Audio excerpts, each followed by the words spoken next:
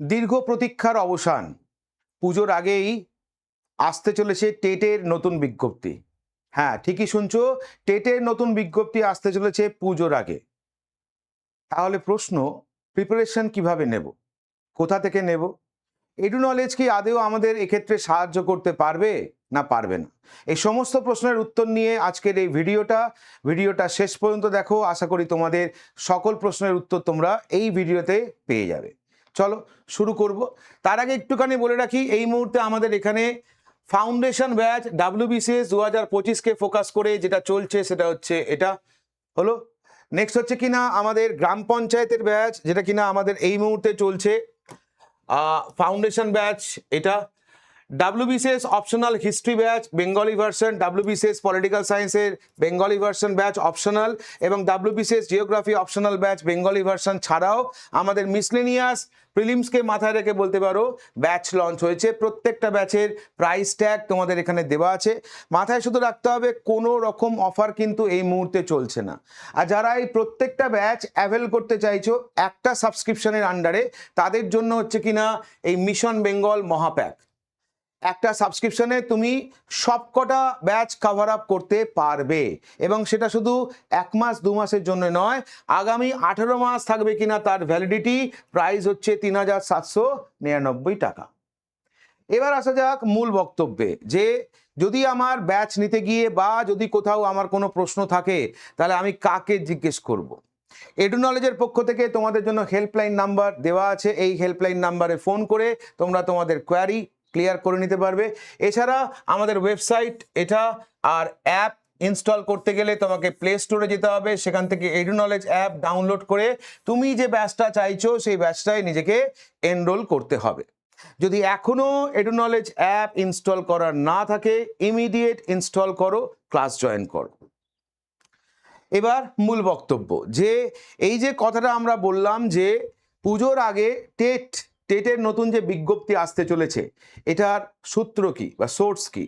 না, পশ্চিমবঙ্গে বলতে পারো কি না, একটা বৃহৎ সার্কুলেশন পেপার, যে পেপারটার নাম কর্মসংস্থান, তাদেরও একই বক্তব্য যে পুজোর আগেই কিন্তু শিক্ষক নিয়োগে টেটের বিজ্ঞপ্তি বেরোবে। রাজ্য সরকার বলতে পারো কিনা পূর্বতন এই পার্টিকুলার পরীক্ষাকে ঘিরে যে ভাবমূর্তি নষ্ট হয়েছে, স্বচ্ছতার অভাব দেখা দিয়েছে, আর দুর্নীতি হয়েছে, সেই সমস্ত কিছুকে বলতে পারো পেছন দিকে ফেলে সামনের দিকে এগোতে চাইছে, এবং তার জন্যই বলতে পারো কি না স্বচ্ছ দুর্নীতিমুক্ত নিয়োগ করতে বদ্ধপরিকর হচ্ছে রাজ্য সরকার। এবং তার জন্যই সম্প্রতি একজন IAS-কে কিন্তু স্কুল সার্ভিস কমিশনের চেয়ারম্যান পদে বসানো হয়েছে। আমরা যেটা এর আগে দেখেছি, কোনো কলেজের হয়তো অধ্যক্ষ বা প্রিন্সিপাল বা শিক্ষক মণ্ডলীর কোনো সদস্য যারা কিনা স্কুল সার্ভিস কমিশনের চেয়ারম্যান পদে ছিলেন এতদিন পর্যন্ত, সেই রীতিকে ভেঙে, সেই রীতিকে ব্রেকআপ করে একজন IAS-কে বলতে পারো চেয়ারম্যান হিসেবে অ্যাপয়েন্ট করা হয়েছে। উদ্দেশ্য একটাই, কি না, স্বচ্ছ এবং দুর্নীতিমুক্ত নিয়োগ। স্বচ্ছ দুর্নীতিমুক্ত নিয়োগই বলতে পারো কিনা যার একমাত্র উদ্দেশ্য।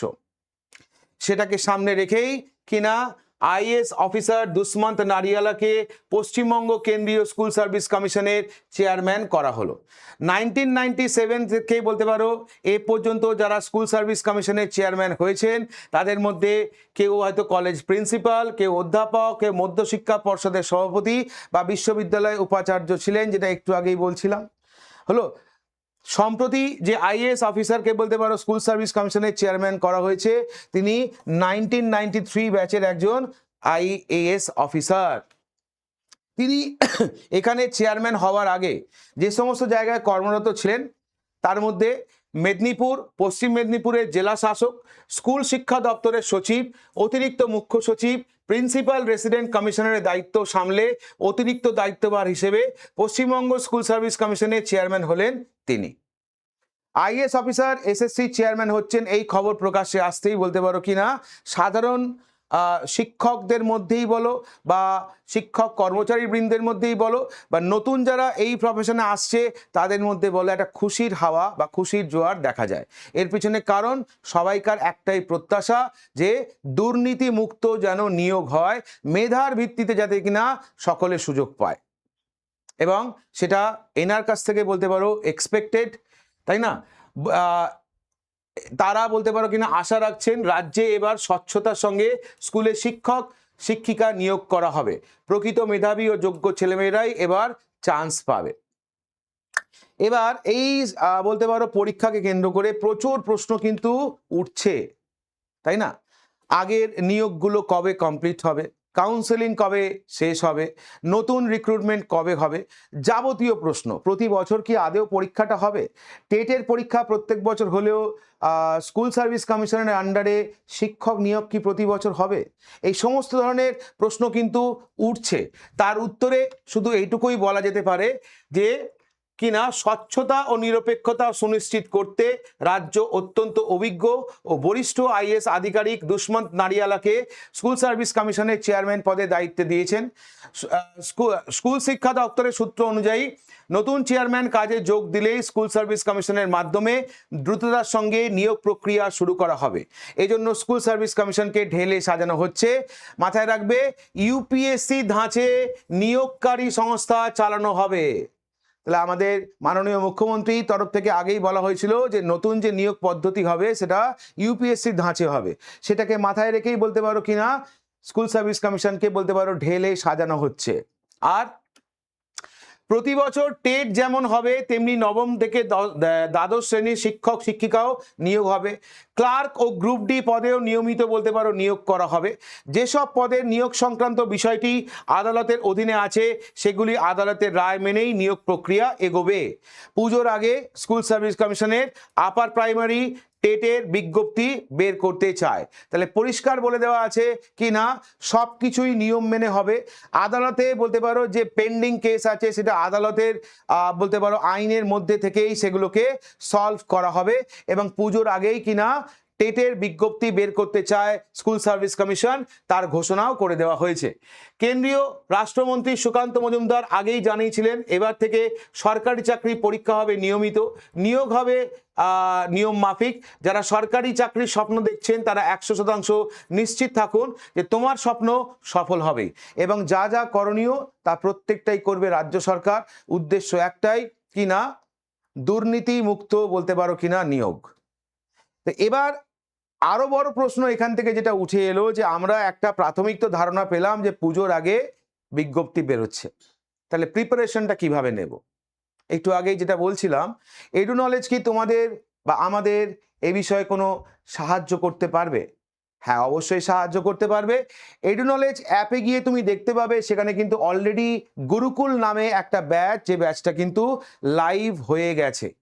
ব্যাচটার প্রাইস রাখা হয়েছে 1099 টাকা। কিসের ব্যাচ এই গুরুকুল? না, এটাই হচ্ছে প্রাইমারি এবং আপার প্রাইমারি টেটের বলতে পারো ব্যাচ। যে ব্যাচটা লেকচার স্টার্ট হচ্ছে কবে থেকে? 3 আগস্ট 2026 থেকে কিন্তু ক্লাস স্টার্ট হয়ে যাচ্ছে। 3 আগস্ট 2026 থেকে এখানে ক্লাস শুরু হয়ে যাচ্ছে। ব্যাচের নাম গুরুকুল। তাই যারা মনে করছো কি না এডু নলেজের আন্ডারে বা এডু নলেজের সংস্পর্শে এসে টেটের প্রিপারেশন নিতে চাও, তারা দেরি না করে আজই কিন্তু এনরোল করে নাও। হলো, আজই এনরোল করে নাও এবং নিজের প্রিপারেশনকে বলতে পারো বুস্ট আপ করো। এটা জুলাই চলছে, ম্যাক্সিমাম তোমাদের কাছে আর হয়তো 20-25 দিন মতো টাইম রয়েছে। তো তারপরেই কিন্তু ক্লাস কিন্তু আমাদের এখানে শুরু হয়ে যাবে।